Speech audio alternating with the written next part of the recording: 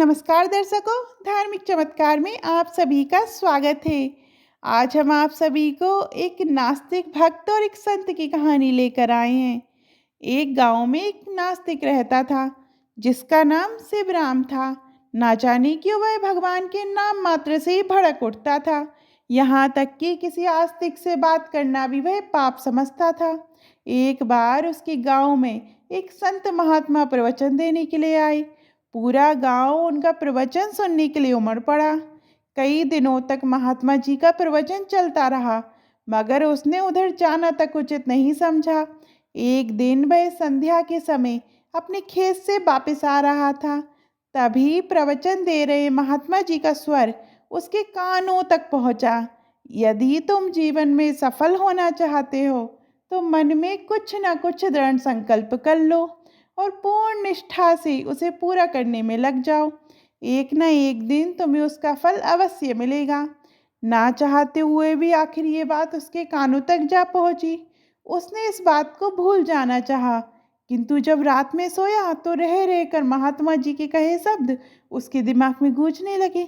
लाख प्रयत्न करके भी वह उनसे अपना पीछा नहीं छुड़ा पाया। आखिरकार थक हार कर उसने इस कठिन की सत्यता को परखने का निश्चय किया, किंतु वह क्या दृढ़ संकल्प करे। उसने ऐसी बात सोचनी चाहिए जिसने कभी भी कोई प्रतिफल ना मिलने वाला हो।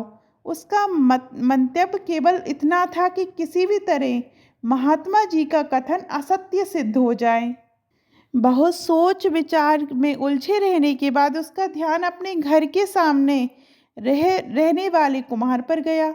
उसने संकल्प किया कि वह प्रतिदिन कुम्हार का मुंह देखे बिना भोजन नहीं करेगा। अपनी इस सोच पर वह मन ही मन खूब हंसा, क्योंकि वह जानता था कि इसका किसी तरह से कोई भी फल नहीं मिल सकता। अगले ही दिन उसने अपने संकल्प पर अमल करना प्रारंभ कर दिया। अब वह अंधेरे में ही उठकर अपने घर के बाहर चबूतरे पर बैठ जाता।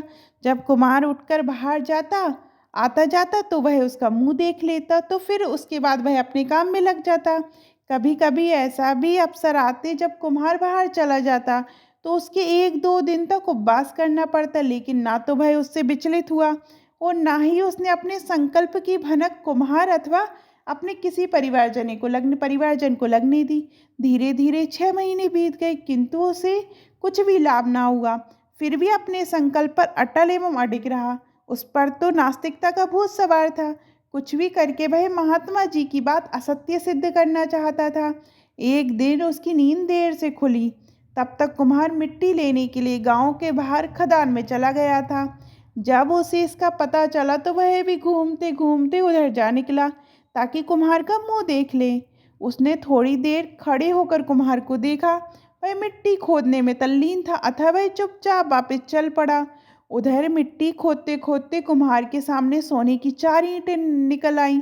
उसने गर्दन उठाकर चारों ओर देखा तो कोई उसे देख तो नहीं रहा। तभी उसकी नज़र कुछ दूर तेज कदमों से जाते उस नास्तिक पर पड़ी। उसने अपनी घबराहट पर नियंत्रण किया और पुकारा, अरे भाई शिवराम, किधर से आ रहे हो और कहाँ जा रहे हो। वह किधर से आया था पूछकर कुम्हार तसल्ली कर लेना चाहता था। उसने रुककर उत्तर दिया, बस इधर ही आया था, जो देखना था सो देख लिया, अब वापिस घर जा रहा हूँ। उसके कहने का तो मतलब था कि उसने कुम्हार का मुंह देख लिया, लेकिन कुम्हार घबरा गया। उसे पक्का विश्वास था कि उसने सोना देख लिया। कहीं उसने रियासत के राजा से शिकायत कर दी तो हाथ आई लक्ष्मी निकल जाएगी। उसने तुरंत कुछ निर्णय लिया और उससे बोला, अरे भाई शिवराम, देख लिया है तो तुम भी आधा ले जाओ, लेकिन राजा से शिकायत ना करना। उसने सोचा कि कुम्हार मजाक कर रहा है। वह मना करते हुए चल पड़ा।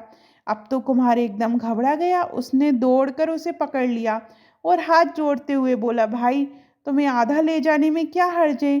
अब तो वह थोड़ा चकराया। कुम्हार उसे अपने साथ खदान में ले गया। वहाँ सोने की ईंटें पड़ी देखकर वह सारा माजरा समझ गया। उसने चुपचाप 4 में से 2 ईंटें उठा ली। ईंट उठाते समय महात्मा जी के वाक्य की महिमा समझ में आ रही थी। वहां से लौटकर उसने वह सारा सोना गांव वालों के हित में लगा दिया। इसी के साथ उसने शेष जीवन कठोर तप एवं भगवत भक्ति में लगन का निश्चय किया। संकल्प की इसी प्रभाव के कारण अब उसे लोग नास्तिक नहीं, परमास्तिक, महान तपस्वी, महात्मा शिवराम के नाम से जानने लगे। आपको ये कहानी कैसी लगी कमेंट में ज़रूर बताइएगा और अभी तक आपने हमारे चैनल धार्मिक चमत्कार को सब्सक्राइब नहीं किया तो सब्सक्राइब करिएगा। धन्यवाद।